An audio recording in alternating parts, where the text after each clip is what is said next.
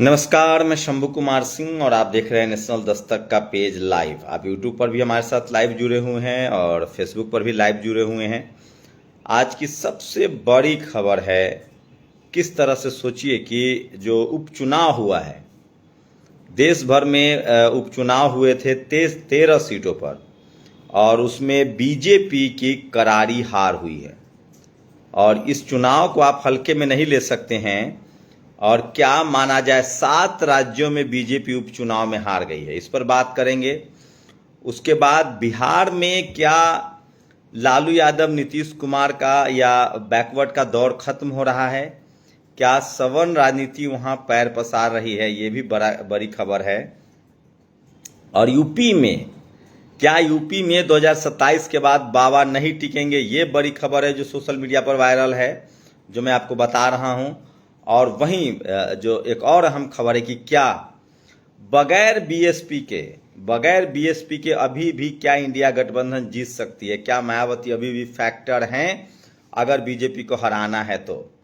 मैं फिर आपको वही ले चलूंगा। पहले आपको अपडेट दे दूं, 7 राज्यों में आज बाईपोल हुए हैं, जिसमें कांग्रेस को 4 सीट, बीजेपी को 2 सीट, टीएमसी को 4 सीट, आपको 1 सीट, डीएमके को 1 सीट और एक निर्दलीय बिहार में जीते हैं। कहा जा रहा है कि पप्पू यादव का वहां प्रभाव था उन पर और उनका समर्थन था, लेकिन वो जनरल कैटेगरी से हैं और 2 बैकवर्ड जब एक साथ लड़ते हैं तो जनरल कैटेगरी का कैंडिडेट चुनाव जीत जाता है। इसका मतलब है, साफ है कि वहां जनरल उम्मीदवारों ने, खासकर सवर्ण उम्मीदवारों ने इस बार पार्टियां नहीं देखी है। न उन्होंने जदयू देखा है, जेडीयू के कैंडिडेट थे वो, न उन्होंने पार्टी देखी है। क्या ये तय हो गया है कि बिहार में सवर्ण समाज तभी वोट करता है जेडीयू को जब सवर्ण बीजेपी का कैंडिडेट हो? क्या नीतीश कुमार के उम्मीदवारों को भी सवर्ण वोट नहीं करते हैं? लालू यादव का तो नहीं करते हैं, लेकिन रुपौली की जो हार है उससे ये साबित हो रहा है कि सवर्ण समाज के लोग बीजेपी के उम्मीदवार को वोट करते हैं। शर्त इतनी है कि वहां सवर्ण हो। जैसे काराकाट में उपेंद्र कुशवाहा को वोट नहीं दिया और वो हार गए, जबकि वो बीजेपी के कैंडिडेट थे, गठबंधन के कैंडिडेट थे। तो क्या नीतीश कुमार को भी सवर्ण वोट नहीं देते हैं? इन तमाम मुद्दों पर बात करेंगे जिस पर कोई बात नहीं करता है। तो सबसे पहले वही बात सोचिए। एक और बात सोचिए, बीजेपी धर्म की राजनीति कर रही है। तमाम सवर्ण लिख रहे हैं कि पहले अयोध्या हारी बीजेपी और अब वो बद्रीनाथ हार गई है, तो भगवान जो है वो कुछ संकेत दे रहे हैं, प्रकृति संकेत दे रही है। मैं बता रहा हूं बीजेपी की हार की वजह। बीजेपी की सबसे बड़ी हार की वजह है सवर्ण तुष्टीकरण। जिस तरह से सोचिए, आज भी दिल्ली यूनिवर्सिटी में एक पद था ओबीसी का, प्रोफेसर का पद था, लेकिन वहां पर एनएफएस कर दिया गया। ओबीसी के उम्मीदवार को नौकरी नहीं दी गई, इसलिए बीजेपी हार रही है, क्योंकि लगातार दलित, पिछड़े, आदिवासी, किसान, अल्पसंख्यक बीजेपी से किनारा कर रहे हैं। दोनों चीज एक साथ नहीं चल सकता है। कांग्रेस यही कर रही थी 60 सालों तक। कांग्रेस सवर्ण तुष्टीकरण कर रही थी, बैकवर्ड ने हटाया। नरेंद्र मोदी बैकवर्ड के नाम पर आए थे, कुछ उन्होंने पॉलिटिकल रिप्रेजेंटेशन जरूर दिया, राजनीतिक भागीदारी दिखाई, एससी एसटी ओबीसी के लोगों को राज्यसभा भेजा, मुख्यमंत्री बनाया। अभी भी वो कह रहे हैं कि 28 मंत्री ओबीसी के हैं, लेकिन सवाल है कि आम एससी एसटी ओबीसी को क्या मिल रहा है? 74 करोड़ रुपए के डेकोरेटिव लाइट में घोटाला, ये अयोध्या के घोटाला है जिसको लेकर लोग लिख रहे हैं। लेकिन सबसे बड़ा सवाल है कि क्या बीजेपी हार इसलिए नहीं रही कि भगवान चला रहे हैं? वोट जनता को देना है। इस देश में 90% वोट एससी एसटी ओबीसी का है, किसानों का है। अभी भी बीजेपी जाति जनगणना की बात कह दे, अभी भी बीजेपी कहे कि हम कॉलेजियम हटाएंगे, तभी जाकर उसको एससी एसटी ओबीसी बीजेपी से दूर हो रहे हैं। और बीजेपी यही वजह है। उत्तराखंड में मुस्लिम समाज का एक कैंडिडेट चुनाव जीता है। सोचिए यूपी में किस तरह से सवर्ण तुष्टीकरण है, सवर्णों का वर्चस्व है, वो देखिए। 86 में 56 यादव एसडीएम वाली लिस्ट आज तक नजर नहीं आई, लेकिन 301 में यूपी में 301 आईएएस जो है वो चला रहे, मतलब अधिकारी चला रहे हैं, जिसमें ज्यादातर आईएएस हैं। 64 ब्राह्मण समाज के हैं, 40 ठाकुर समाज के हैं, कुल 104 सवर्ण है। एसडीएम का आंकड़ा सोचिए, 64 और 40, ये तो 64 और 40 104 हुआ। इसमें अभी कायस्थ समाज के लोग और बैश्य समाज के लोग छोड़ दिया गया है। तो आप कल्पना कीजिए कि एससी एसटी ओबीसी की भागीदारी कितनी है। और इस कदर सवर्ण तुष्टीकरण के बीजेपी सत्ता में बनी नहीं रह सकती है। तो न केदारनाथ हरा रहे न बद्रीनाथ हरा रहे, ये सवर्ण समाज के जो लेखक हैं वो जानबूझकर इस तरह के नैरेटिव फैलाते हैं ताकि चित भी मेरी पट भी मेरी। बीजेपी धर्म की राजनीति कर रही है, कांग्रेस भी धर्म की राजनीति करे। तो बीजेपी का डाउनफॉल इसलिए शुरू हो रहा है क्योंकि बीजेपी बहुजन समाज को, एससी एसटी ओबीसी को वो वोट नहीं ले रही है, लेकिन वो लगातार वोट तो वो ले रही है लेकिन उनके संवैधानिक अधिकार को नहीं दे रही। मैं उसकी खबर बताऊंगा। लालजी वर्मा जो ओबीसी के बड़े चेहरे हैं, समाजवादी पार्टी के सांसद हैं, उन्होंने जो ट्वीट किया है, और उस ट्वीट से पहले ये वीडियो सुन लीजिए।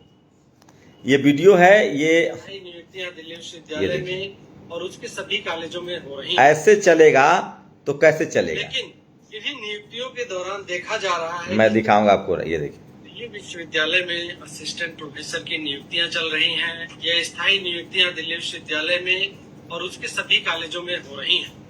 लेकिन इन्हीं नियुक्तियों के दौरान देखा जा रहा है कि चाहे वो दिल्ली विश्वविद्यालय के डिपार्टमेंट हो या फिर कॉलेज के डिपार्टमेंट हो, वहां पर एक नया खेल खेला जा रहा है। वो खेल है एनएफएस का। एनएफएस, नॉट फाउंड सुटेबल, मतलब कि एक भी अभ्यर्थी योग्य नहीं पाया गया।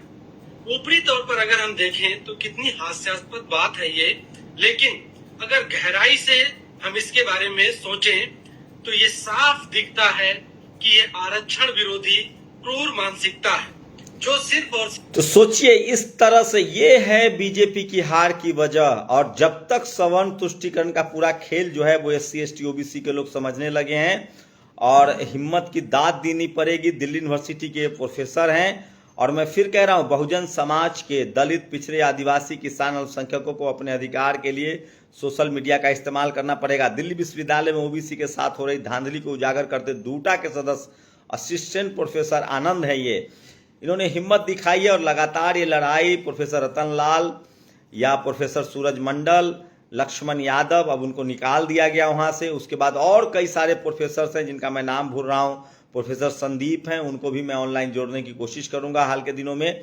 तो ये वजह है कि बीजेपी हार रही है। आप एससी एसटी ओबीसी का वोट भी चाहिए और आप अधिकार भी नहीं देंगे तो ये बहुत दिन तक नहीं चलेगा। और ये बड़ी वजह है बीजेपी की हार की, ये सबसे बड़ी वजह है। और इसीलिए बद्रीनाथ हो या अयोध्या हो और देश का कोई भी सीट हो, वहां बीजेपी नहीं जीत सकती है जब तक उसको ओबीसी का वोट नहीं मिले, एससी एसटी का वोट नहीं मिले। और एससी एसटी ओबीसी के वोट जो है अब वो उनके लिए मिलना संभव नहीं है, क्योंकि जिस तरह से सोचिए, देश की राजधानी दिल्ली में नौकरियां नहीं दी जा रही है। तो ये सबसे बड़ी खबर है जो सोशल मीडिया पर वायरल। और सोचिए क्या हालत हो गई है बीजेपी की कि कांग्रेस के अनुसार उत्तराखंड की मैंगलोर विधानसभा सीट से कांग्रेस प्रत्याशी काजी निजामुद्दीन जीत गए हैं। तो ये देखिए, इस तरह से उत्तराखंड से मुस्लिम समाज के उम्मीदवार जीत रहे हैं। तो एक तरफ तो बीजेपी को एससी एसटी ओबीसी का हक भी नहीं देना है, नॉट फाउंड सुटेबल लिखना है। मैं फिर कह रहा हूं, बीजेपी की हार की वजह है, सबसे बड़ी वजह है सवर्ण तुष्टीकरण। जिस तरह से जातिवादी, मनुवादी माइंडसेट के लोग सिस्टम में बैठे हुए हैं और वो एससी एसटी ओबीसी को नौकरियां नहीं दे रहे हैं, बेरोजगारी बढ़ा रहे हैं। नौकरियां इसीलिए बंद करके रखा गया है ताकि एससी एसटी ओबीसी को नौकरियां ना मिले। तो ये सबसे, लेकिन सोचिए, जो अपर कास्ट लोग हैं, जो ब्राह्मण समाज के लोग हैं, वो लिख रहे हैं कि राहुल गांधी ने हिंदू धर्म को भला बुरा कहा, जनता ने लो झूठ हो, बद्रीनाथ को ही पार्टी। तो सोचिए, ये सब धर्म के नाम पर नहीं है। ये चुनाव बीजेपी इसलिए हार रही है क्योंकि एससी एसटी ओबीसी की अनदेखी हो रही है। और इसीलिए हिमाचल, उत्तराखंड, तमिलनाडु, पंजाब, वेस्ट बंगाल में सब जगह बीजेपी हार रही है। आप दोनों चीज एक साथ नहीं कर सकते। एससी एसटी ओबीसी को हक भी नहीं देंगे और आप चाहते हैं कि सवर्ण तुष्टीकरण भी चलता रहे। तो नरेंद्र मोदी के हार की सबसे बड़ी वजह है सवर्ण तुष्टीकरण, जो मैं आपको बता रहा हूं। दूसरी बड़ी खबर है, सोचिए, जो यूपी से दो बड़े बीजेपी के सवर्ण नेताओं का वीडियो वायरल हो रहा है। उन दोनों नेताओं ने किस तरह से कहा है वो मैं आपको बताऊंगा कि मैंने इतना भ्रष्टाचार अपने जीवन में नहीं देखा था। और एक विधायक ने तो साफ साफ कहा है कि 2027 में बीजेपी का बोरिया बिस्तर बन जाएगा। ये मैं नहीं कह रहा हूं, ये खुद बीजेपी के विधायक कह रहे हैं। इसकी वजह यह है कि SC ST OBC के लोगों ने पूरी तरह से साथ छोड़ दिया है बीजेपी का। लेकिन सवाल है कि वो कांग्रेस के साथ जा रहे हैं तो उससे उनका फायदा क्या होगा? क्या कांग्रेस इन तमाम मुद्दों पर काम करेगी? राहुल गांधी ने चुनाव में जरूर कहा था कि हम जाति जनगणना कराएंगे, हम 50% की लिमिट हटाएंगे, लेकिन जैसे ही अपोजिशन ऑफ लीडर बने उसके बाद ये सारी बातें भूल गए हैं। खुद राहुल गांधी की सरकार कर्नाटक में जो कांग्रेस की सरकार है, वहां SC ST का जो फंड है उसको बाहर दूसरे डिपार्टमेंट में ट्रांसफर किया जा रहा है। तो ये सारी बेईमानी जो है वो अब जनता समझ रही है, लोग लिखने भी लगे हैं। तो ये सबसे बड़ी खबर है। लेकिन बीजेपी सवर्ण तुष्टीकरण के चक्कर में जो जातिवादी मनुवादी माइंडसेट के लोग हैं, उनके चक्कर में बीजेपी अब सबसे बुरे दौर में है और ये तय हो गया है कि SC ST OBC के लोगों ने उसका साथ छोड़ दिया। सोचिए, नॉट फाउंड सुटेबल का जो नया मामला आया है, दिल्ली विश्वविद्यालय के कमला नेहरू कॉलेज में एक मामला आया है जहां पत्रकारिता विभाग में 2 पदों पर, एक जनरल और एक OBC का पद था, नौकरी थी। जनरल को तो भर दिया गया, लेकिन OBC के 31 उम्मीदवार थे और उनको कह दिया गया नॉट फाउंड सुटेबल। तो बीजेपी की हार की ये सबसे बड़ी वजह है। लेकिन ये विश्लेषण न रवीश कुमार बताएंगे, न अजीत अंजुम बताएंगे, न अभिषार शर्मा बताएंगे, न संजय शर्मा बताएंगे, क्योंकि उनके जातिवादी मानसिकता को ठेस लगता है। तो ये सबसे बड़ी खबर बता रहा हूं, किस तरह से यूपी में बीजेपी की हालत खराब है। और जिस तरह से ये देखिए, ये वीडियो सुनिए। जो स्थिति है उस स्थिति के हिसाब, आज जो स्थिति है उस स्थिति के हिसाब से हमारी सरकार बहुत ही स्थिति खराब है। हमारी सरकार बनने की स्थिति आज के डेट में नहीं दिखाई पड़ रही। आज जो स्थिति है, ये खुद बीजेपी के विधायक है, नाम बताऊंगा, एक और वीडियो सुनिए। हमें कहने में संकोच भी नहीं, मेरे 42 वर्ष के राजनीतिक जीवन में तहसील और थाने का ऐसा भ्रष्टाचार न सोच सकते थे, न देख सकते थे, तो अकल्पनीय है। तो सोचिए, ये दोनों सवर्ण समाज के नेता हैं और बीजेपी के नेता हैं, और ये यूपी में भारतीय जनता पार्टी की जन विरोधी नीतियों को लेकर समाज में कितना आक्रोश, निराशा, उसे उनके ही प्रबुद्ध कार्यकर्ता और वरिष्ठ नेताओं के शब्दों में सुनिए। तो सोचिए, ये दोनों खबर जो है बड़ी खबर है और खुद बीजेपी के विधायक कह रहे हैं कि अब बिल्कुल वापसी के संकेत नहीं है। तो ये सबसे बड़ी खबर बता रहा हूं जो सोशल मीडिया पर वायरल है। लोकसभा में मिली हार के बाद सोचिए किस तरह से भाजपा के विधायक रमेश मिश्रा कह रहे हैं कि बहुत हालत खराब है, और एक और सवर्ण नेता कह रहे हैं कि सबसे ज्यादा भ्रष्टाचार है। तो जातिवाद ने बीजेपी को बर्बाद करना शुरू कर दिया है। और जिस तरह से पिछले 10 साल में SC ST OBC के संवैधानिक हदों पर, संवैधानिक अधिकार पर, नौकरियों पर रोलर चल रहा है, उनको जिस तरह से निगलेक्ट किया जा रहा है, जो अधिकारी कर्मचारी हैं उनको जिस तरह से सताया जा रहा है। सोचिए, इसी देश में रवीश कुमार, अभिषार शर्मा, अजीत अंजुम, संजय शर्मा जैसे लोग यूट्यूब चैनल चला सकते हैं। वो दिन रात पानी पी पी के बीजेपी को गाली दे सकते हैं, उसके बाद भी चैनल चला सकते हैं, क्योंकि वो सवर्ण हैं और उनको वहां से नोटिस नहीं आता है। लेकिन कोई समर जो बैकवर्ड समाज से है, वो उनका बोलता हिंदुस्तान बंद कर दिया जाता है, नेशनल दस्तक को नोटिस दे दिया जाता है। तो ये सब सवाल जो है वो जनता समझ रही है और दलित पिछड़े अब जागरूक हैं, और अब आप किसी के संवैधानिक अधिकार के खिलाफ जाकर ये समाज आपको अब वोट नहीं करेगा। तो ये बड़ी खबर है जो सोशल मीडिया पर वायरल है। दूसरी एक बड़ा संकेत है बिहार से। बिहार में ये साफ हो गया है, बिहार में एक रुपौली सीट से चुनाव था, वहां से 2 बैकवर्ड चुनाव लड़े और सवर्ण समाज का वोट एक मुस्त सवर्ण कैंडिडेट पड़ गया और वो जीत गए। इसका मतलब है वो नीतीश कुमार की पार्टी से बैकवर्ड थे, आरजेडी की पार्टी से बैकवर्ड थे और दोनों चुनाव हार गए। इसका मतलब है कि जनरल कैटेगरी के लोग अब बीजेपी को भी वोट नहीं दे रहे हैं, या फिर वो बीजेपी को वोट दे रहे हैं, लेकिन अगर बीजेपी गठबंधन में, एनडीए गठबंधन में अगर कोई जनरल के बगैर कोई कैंडिडेट है, SC ST OBC है, तो वो उसको वोट नहीं दे रहे हैं। तो सवर्ण समाज ने रुपौली में, खासकर बिहार के बाईपोल में जो साबित हो रहा है उससे साफ है कि उन्होंने नीतीश कुमार के कैंडिडेट को वोट नहीं दिया, वो चुनाव हार गए। जनरल के निर्दलीय को चुनाव देकर तो जाति का जो पूरा जाति के नाम पर जो वोट है उसमें सवर्ण समाज अभी बहुत आगे है। काराकाट में आपने देखा था किस तरह से उपेंद्र कुशवाहा को हराया गया था, वहां सारे जनरल कैटेगरी के लोगों ने निर्दलीय सवर्ण को वोट किया था, क्योंकि वहां एनडीए और इंडिया गठबंधन दोनों के उम्मीदवार बैकवर्ड समाज से थे।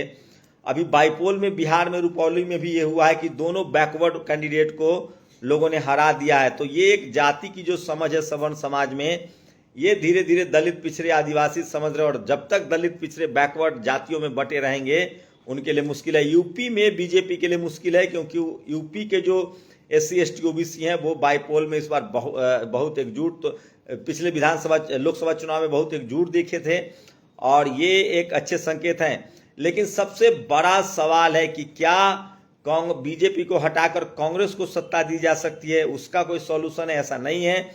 मैं अभी भी कह रहा हूं कि BSP एक बड़ा फैक्टर है। हरियाणा चुनाव में आपको दिख जाएगा। अभी भी अगर इंडिया गठबंधन BSP सुप्रीमो मायावती को अपने पाले में लाता है तो उसके लिए मुश्किलें कम हो सकती हैं। और बिहार में खासकर कहा जा रहा है कि अब नीतीश कुमार पाला बदल सकते हैं और लालू यादव और JDU और RJD का गठबंधन हो सकता है, क्योंकि नीतीश कुमार को लगने लगा है कि जिस तरह से जनरल जो कैटेगरी के लोग हैं वो अब वोट देना उन्होंने बंद कर दिया है दलित बैकवर्ड को, भले वो एनडीए का ही हिस्सा क्यों ना हो। तो अब बताइए कि सवर्ण समाज बीजेपी को कब वोट देता है? जब कैंडिडेट सवर्ण हो। अगर एनडीए गठबंधन का उम्मीदवार दलित बैकवर्ड हो तो वो वोट तो भी नहीं करते हैं। ये काराकाट से और आज रुपौली से साबित हो गया है। तो सवर्ण तुष्टीकरण बीजेपी के लोए डूबेगा। और मैं फिर कह रहा हूं धीरे धीरे ही सही SC ST OBC के लोगों को एक साथ आना चाहिए, चाहे कोई भी पार्टी हो, नहीं तो SC ST OBC का जो वोटर है वो एकजुट होने लगा है और वो भी अब खेल को समझने लगा है। तो ये था आज का मेरा ओपिनियन। इस पर आपकी क्या राय है? आपकी राय हमारे लिए बहुत जरूरी है। बहुत बहुत शुक्रिया।